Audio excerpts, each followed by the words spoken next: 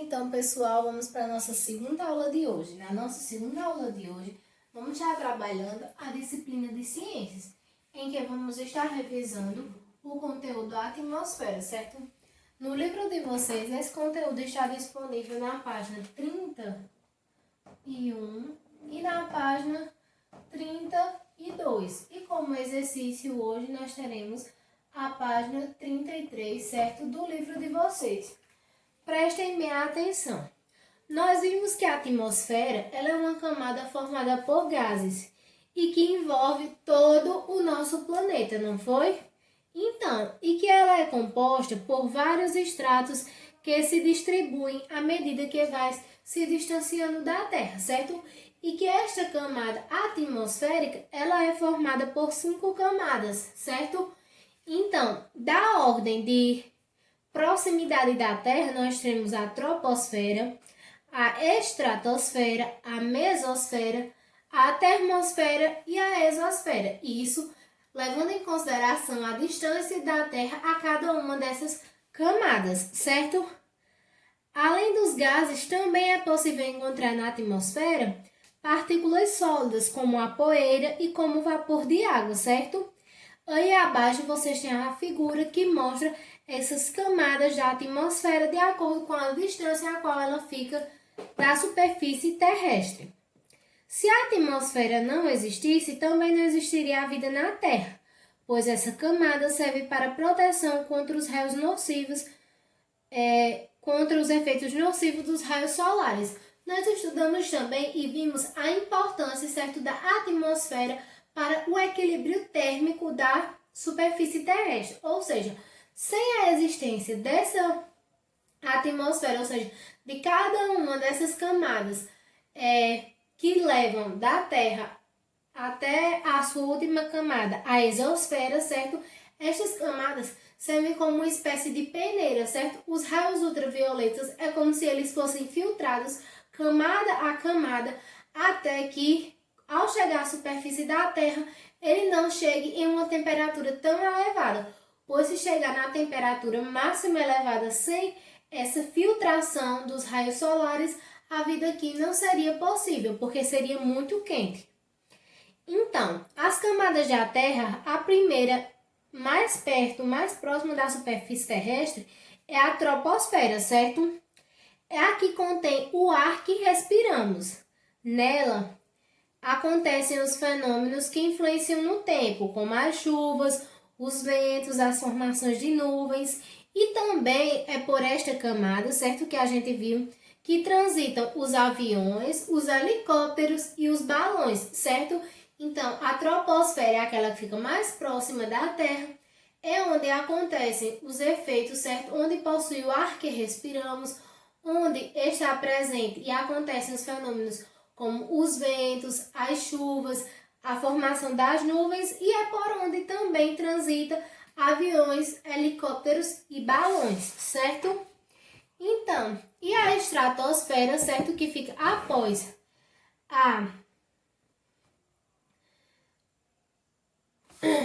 a estratosfera, né? Que vem ficar logo após a troposfera, é a camada que está entre a troposfera e a mesosfera, certo? É nela que existe a camada de gás ozônio, certo? É na estratosfera que fica aí a camada de ozônio, que protege a Terra contra, né, esse excesso dos raios solares, os raios ultravioletas, ou seja, é por ela que boa parte dos raios solares são contidos, que podem ser prejudiciais para nós seres humanos. Essa camada funciona, como eu já falei, como uma espécie de filtro que regula os raios solares, absorvendo parte da radiação e, consequentemente, tornando o ambiente na Terra propício para a vida humana. É também na estratosfera, certo, que os aviões a jato circulam, porque lá é muito estável com relação aos fenômenos meteorológicos, ou seja, lá não tem chuva, não tem vento, então lá é mais estável. Não é que não tem, é que é menos, certo? E lá eles conseguem conter mais isso, ter mais precisão, se vai ter chuva ou não. Logo após a estratosfera, nós temos a mesosfera, certo? Que é uma camada em que o ar é rarefeito e a temperatura lá também é muito baixa. É na mesosfera também que os meteoros, certo, se desintegram quando entram em contato com o substrato a mais de 60 mil quilômetros por hora, certo? Então aí é na mesosfera que acontece aí a desintegração dos meteoros. Após a mesosfera, nós temos aí a termosfera, que é a camada onde a frequência de rádio melhor se propaga, ou seja, sua temperatura pode chegar até a 1000 graus, ou seja, ela é muito quente. E após a termosfera, nós temos a exosfera, né? Que é a camada de transição entre a atmosfera da Terra e o espaço sideral. Ela é composta basicamente por gases hélio e gás hidrogênio. Nela há uma gravidade e as partículas se desprendem da Terra com facilidade. Na exosfera encontramos os satélites de transmissão e também os telescópios espaciais. Logo abaixo aí temos o conceito de espaço sideral, né? Que é todo o espaço vazio do universo que não ocupa nenhum corpo celeste. Ou seja, no espaço sideral nós não temos nem planetas, cometas, estrelas, asteroides, a gente não tem nada. Na segunda coluna aí do livro de vocês, temos a representação do que se encontra em cada camada na Terra, né? Na troposfera aí temos aí a presença dos balões, dos aviões, das chuvas. Na estratosfera apresenta a camada de ozônio. Na mesosfera, né, é a camada que se desintegram os meteoros. Na termosfera, né, é a camada onde os aviões a jato conseguem circular. E na estratosfera é onde se encontram os satélites. Então, temos aí que o aumento da concentração de poluentes na atmosfera, causada principalmente pela emissão de gases da indústria e queima de combustíveis, pode causar como consequência, certo, o aumento da temperatura do planeta, em uma maior incidência de doenças respiratórias nas pessoas. Porém, algumas medidas já estão sendo adotadas visando reduzir os impactos negativos da ação humana na atmosfera. O uso de combustíveis menos poluentes, como os biocombustíveis, a utilização de bicicletas para os deslocamentos curtos, a substituição por parte das indústrias de produtos químicos que destroem a camada de ozônio, certo? Então, a gente estudou na aula passada de ciências que este buraco na camada de ozônio, certo? É realmente um buraco que está presente na atmosfera, que é ocasionado justamente pela essa poluição do ar, principalmente causada por parte dos automóveis e da fumaça produzida pelas indústrias.